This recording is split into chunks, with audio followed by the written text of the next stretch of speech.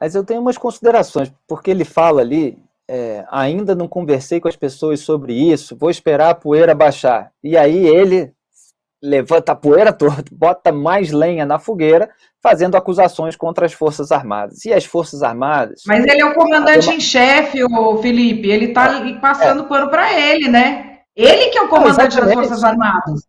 exatamente isso. É nesse ponto que eu vou chegar. Essa passada de batata quente de um para outro. O Ibanez Rocha acabou de dar uma entrevista para a CNN, também está culpando militares, ele que foi afastado do cargo de governador por decisão do Alexandre de Moraes. Aí está dizendo que os militares não queriam antes no acampamento, né? Deixa eu ver aqui.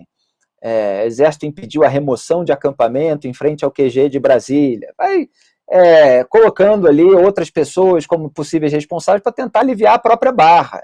E é o que o Lula está fazendo também. E eu não estou fazendo isso em defesa do Exército. Todo mundo aí tem algum nível, algum grau de responsabilidade por aquilo que aconteceu. Aliás, se a gente for investigar as causas do que houve no domingo, aí eu vou mesmo, né, publicar um livro sobre tudo o que aconteceu. É claro que poderia remontar aí até o descobrimento, mas pegando pela história recente, você teve a roubalheira, né, do Petrolão, aí você teve as investigações, Lava Jato, velha política toda encalacrada com a justiça, aí começaram anulações de condenações, etc. Mas isso ainda estava acontecendo lentamente. Aí Flávio Bolsonaro começou a ser investigado depois da eleição de 2018. Aí o que Jair Bolsonaro fez? Escolheu um PGR pró-sistema, Augusto Aras. Aí Augusto Aras agradou o sistema, extinguindo a Lava Jato, e agradou a família Bolsonaro com a blindagem, com a sua omissão deliberada ao longo do mandato presidencial. E aí o que Bolsonaro fez? Aloprou no poder.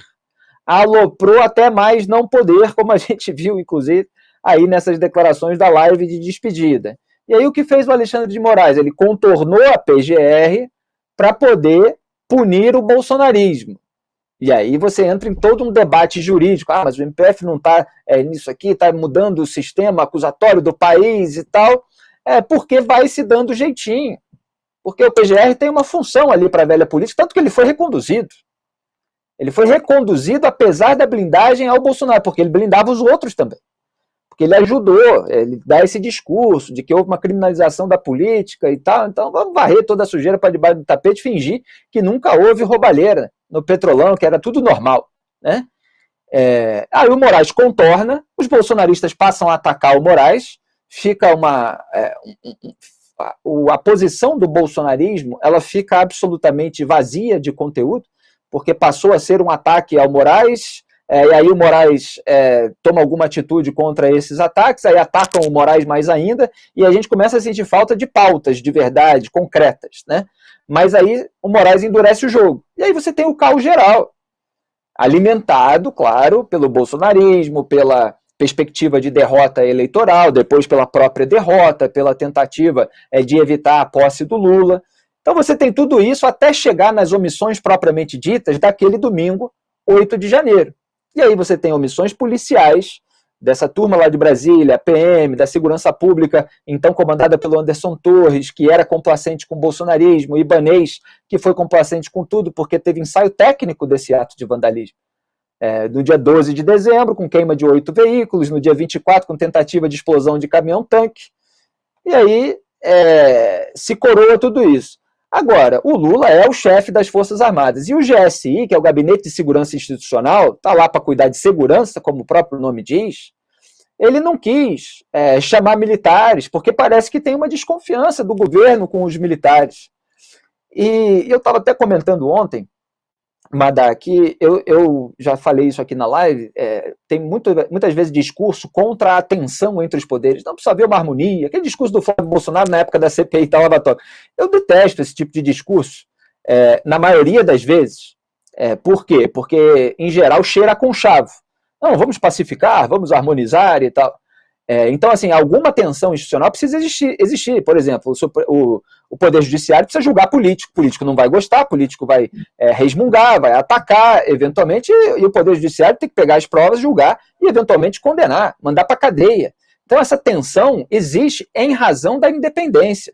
Se você tem essa salada, essa suruba institucional, para ser mais incisivo, como existe no Brasil, fica tudo uma coisa só, né, nesse simulacro de democracia. Agora, com as Forças Armadas, não pode haver esse tipo de tensão, porque elas são armadas, elas têm armas, e isso implica na segurança pública, na defesa do país, ou seja, em momentos sensíveis em que aquelas autoridades que têm que tomar decisão não podem titubear.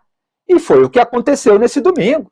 Por quê? Porque está cheio de tensão, está cheio de intriga, está cheio de desconfiança entre essas autoridades. E aí dá tudo errado, por omissão de todo mundo, por falta, sim, de uma articulação, de uma verdadeira pacificação em nome do interesse público e do país, e agora fica cada um botando a culpa no outro.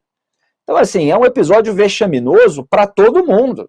O Lula quer sair por cima, mostrar que ele manda, e aliás, quando se quer afetar a autoridade, como ele falou, não pedia, não chamei as Forças Armadas, porque senão um general, não decretei a GLO, né, a garantia da lei e da ordem, porque senão um general ia mandar, e quem manda sou eu, porque eu fui eleito e tal.